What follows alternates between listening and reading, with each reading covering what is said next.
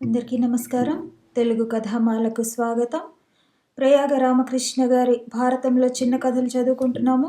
ఈరోజు కథ భంగాసురుడు. పూర్వం భంగాసురుడు అనే చక్రవర్తి ఉండేవాడు.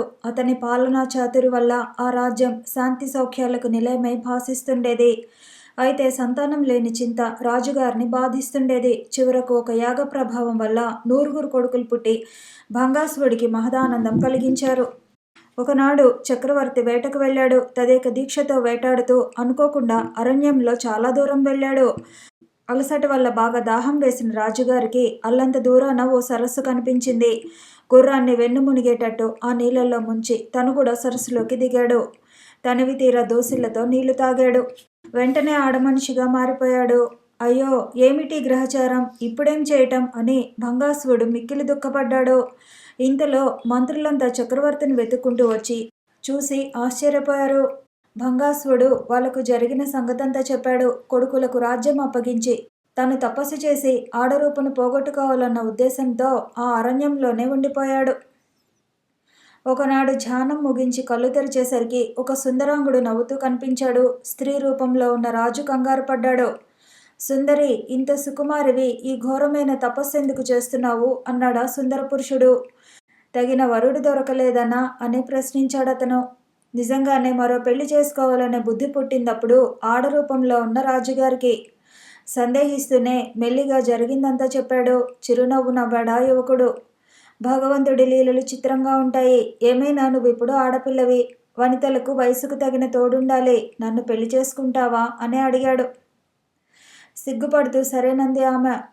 వాళ్ళిద్దరూ పెళ్లి చేసుకుని ఆనందంగా విహరించారు. కొన్నాళ్ళు గడిచాయి. వాళ్ళకి 9 కొడుకులు పుట్టారు. వాళ్ళు మహాబలవంతులు, రాజ్యాలు ఏలగల సమర్థులు. వాళ్ళందరినీ తీసుకుని భంగాసురుడు తన పూర్వపు పుత్రుల దగ్గరకు వెళ్ళాడు. జరిగిన విషయం వివరించాడు.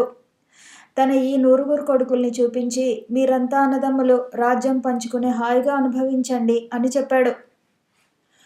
సరేనన్నారు వాళ్ళు. సోదర ప్రేమతో కలిసిమెలిసి జీవించసాగారు. అది చూసి స్త్రీ రూపంలో ఉన్న భంగాసురుడు ఎంతో సంతోషించాడు.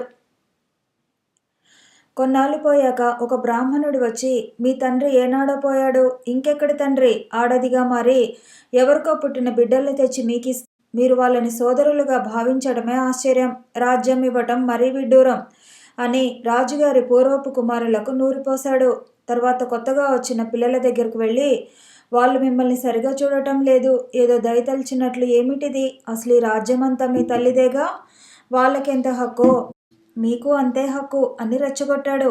ఆ మాటలు పట్టించుకుని వాళ్ళలో వాళ్ళు పగలు పెంచుకొని యుద్ధం చేసి మొత్తం 200 మంది నిహతులయ్యారు. ఒక్కడు కూడా మిగల్లేదు. అప్పుడు ఆడరూపంలో ఉన్న భంగాసురుడి శోకం పటసఖ్యం కానిదైంది. ఏడవకు, ఇదంతా నేనే చేశాను అన్నాడు బ్రాహ్మణుడు ఎదుటికి వచ్చి.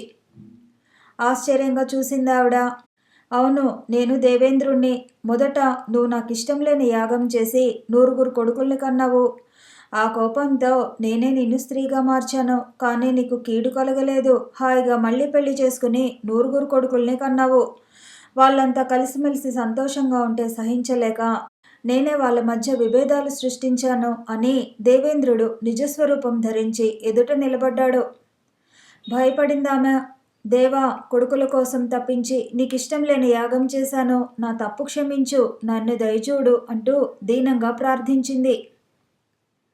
రాజా, రమణీ రూపంలో నువ్వు ఇలా విలపిస్తుంటే నాకు జాలేస్తోంది. నీ కొడుకులు కొంతమందిని బతికిస్తాను. తండ్రిగా నువ్వు పొందిన వాళ్ళు కావాలా, తల్లిగా నువ్వు కన్నవాళ్ళు కావాలా అని అడిగాడు దేవేంద్రుడు. దేవా, తల్లిగా నేను జన్మనిచ్చిన వాళ్ళనే నాకు ఇవ్వు. ఏం, వీళ్ళు ఎక్కువ వాళ్ళు తక్కువ ఏమిటి? దేవా, స్త్రీలకు బిడ్డల మీద ప్రేమ ఎక్కువ కదా, మీకు తెలియందేముంది అంది. నీ బిడ్డలందరినీ బతికిస్తాను, నీకు పూర్వరూపం కూడా ఇస్తాను అన్నాడు దేవేంద్రుడు.